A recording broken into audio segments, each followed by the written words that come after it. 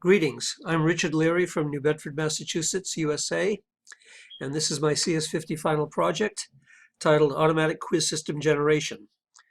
My code takes a teacher-provided text file shown here, which contains an arbitrary number of quiz questions and multiple choice answers, and converts this into an online quiz page whose user interface is modeled on the standard quiz format used in many edX courses. However, the internal implementation and coding is entirely my own. I use a lot of PHP, HTML, CSS, and some JavaScript. I use the phpMyAdmin MySQL database to maintain the state of the access-controlled quiz for a given student. The student, once registered and logged in, can work on the quiz whenever he or she wants to. The state of the quiz and progress made are maintained between sessions. Overall quiz progress is displayed on a Canvas-based progress page. And what I will do now is, and here we see the raw text file provided by a teacher who has defined the set of questions and answers. And I will now go and process this page. And if I look at the SQL database, I should now see it populated with the quiz data. And in addition to storing the questions and the answers, MySQL columns are added for maximum allowed attempts, or max tries, current tries counter, the score. I also add array structures, which specify correct answer and selection positions in support of the program logic.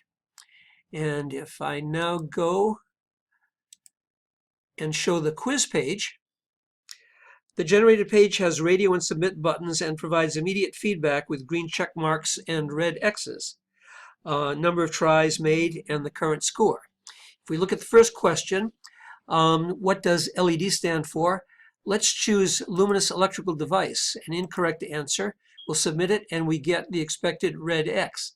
If, on the other hand, I select light emitting diode and submit it, I get the green check mark. And I've used 2 of 3 tries, and I have 1 point for having made a correct answer. If I go to the next one, an ampere or amp is a measure of, I'll choose voltage, which is incorrect, submit it, I get no points for that, and I get the red X. I can choose resistance, another incorrect answer, submit it, I get a red X. If I select sound energy, another incorrect answer. That's it. That's wrong also, and I've used the maximum number of tries. I've got 0 points, and I've exhausted all attempts on this particular question. If I go to the next question, or I can go all the way down, let's say, to who invented electricity. No one did.